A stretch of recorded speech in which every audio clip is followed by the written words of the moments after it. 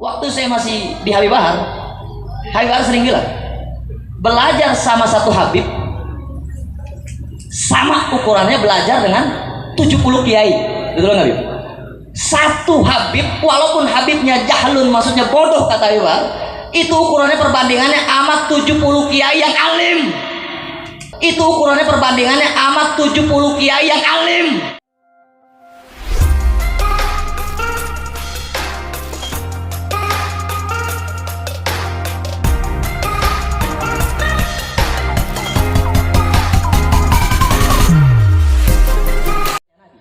Waktu saya masih di Habib Bahar sering bilang, belajar sama satu Habib sama ukurannya belajar dengan 70 kiai.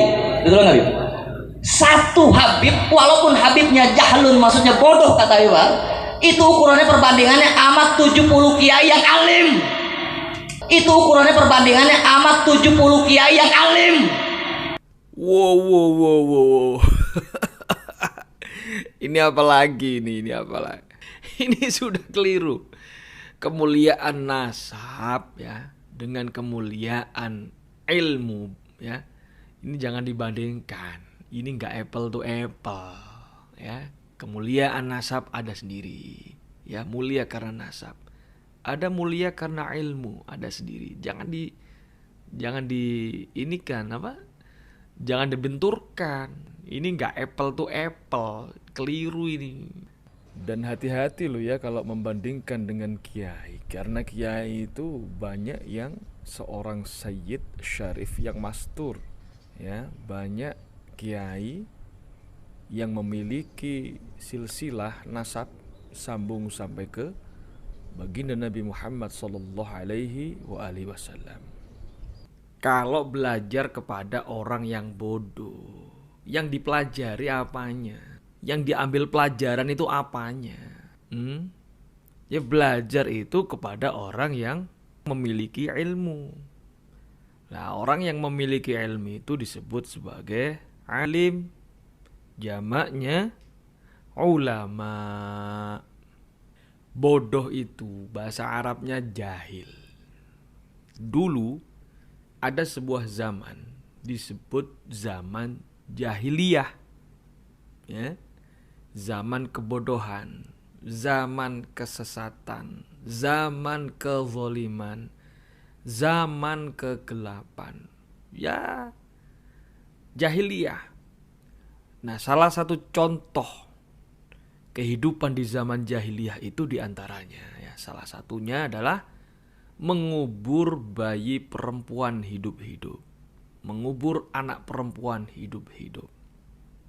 Itu dijelaskan, itu ada di Al-Quran itu. Ya, bagaimana orang-orang kafir jahiliyah dulu ketika mendengar kabar bahwa istrinya melahirkan bayi perempuan. Muswaddan. Jelas itu di Al-Quran.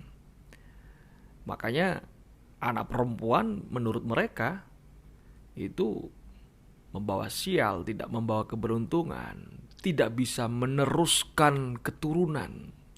Karena anggapan mereka keturunan dari jalur perempuan itu putus, abetar.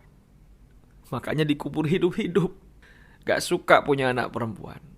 Bahkan mereka punya sebuah kaidah, dafnul banat minal mukarramah. Mengubur anak perempuan hidup-hidup itu bagian dari sebuah kemuliaan. Na'udzubillah min dzalik. Ini ya. Ya, makanya Rasulullah hadir ya. Rasulullah hadir diutus oleh Allah untuk menghilangkan zaman jahiliyah, untuk mengangkat derajat manusia, mengangkat mereka minaz zulumat ilan nur. Gitu. Nah, kalau belajar sama orang yang bodoh, apa yang diambil? Apa yang akan dipelajari? Ini sebuah hal yang mustahil dan ini gak masuk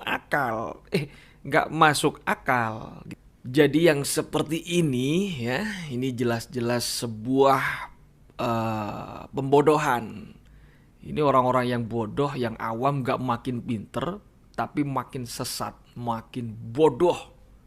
Nah, jauhi orang-orang yang kayak begini, jauhin.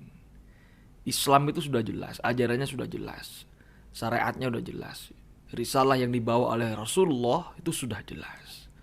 Di Quran kan ada itu, surat Al-Mujadalah ayat 11. A'udzubillahi minasyaitonirrajim. Bismillahirrahmanirrahim. Yarfa'illahu alladhina amanu minkum walladhina utul ilma darajat. Jelas. Allah akan mengangkat apa? Derajat orang-orang beriman di antara kalian yang punya ilmu. Gitu. Beda loh orang ilmu dengan orang yang gak punya ilmu itu beda. Ya. Tidurnya saja orang yang berilmu itu ditakutin oleh setan. Iblis takut. Ya. Beda, di Al-Quran sudah jelas. Qul hal yastawil ladzina ya'lamuna wal ladzina la ya'lamun. Beda, orang yang berilmu dengan yang tidak berilmu itu beda. Jauh lebih mulia orang yang berilmu. Gitu. Coba cek lagi di Al-Quran itu kan ada itu ya. A'udzubillahi minasyaitonirrajim. Bismillahirrahmanirrahim. Inna akramakum indallah atqakum. Orang yang paling mulia di sisi Allah adalah orang-orang yang bertakwa.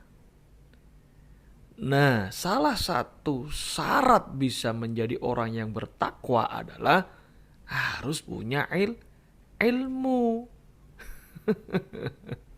Kenapa? Lah kalau nggak punya ilmu bagaimana dia bisa mengetahui mana perintah Allah, mana larangan Allah, mana yang baik, mana yang benar, mana yang salah, mana yang dilarang oleh Allah, mana yang dilarang oleh Rasulnya, mana wajib, mana sunnah, mana makruh, mana haram, mana syubhat. Ya, kalau nggak dicari ilmunya nggak paham. Nah, mencarinya di mana? Belajar. Kepada siapa? Kepada orang yang punya ilmu. Begitu. Talabul ilmi fardhatun ala kulli muslimin wa muslimah. Wajib hukumnya mencari ilmu. Jangan sampai keliru nyari ilmunya. Gitu. Carilah ilmu kepada siapa? Siapa saja. Yang penting punya sanad keilmuan. Dan sanad keilmuannya ini bersambung sampai kepada baginda Nabi Muhammad sallallahu alaihi wa alihi wasallam. Begitu. Carilah ilmu pada ahlinya, kepada orang yang memiliki ilmu, kepada orang yang alim, kepada ulama.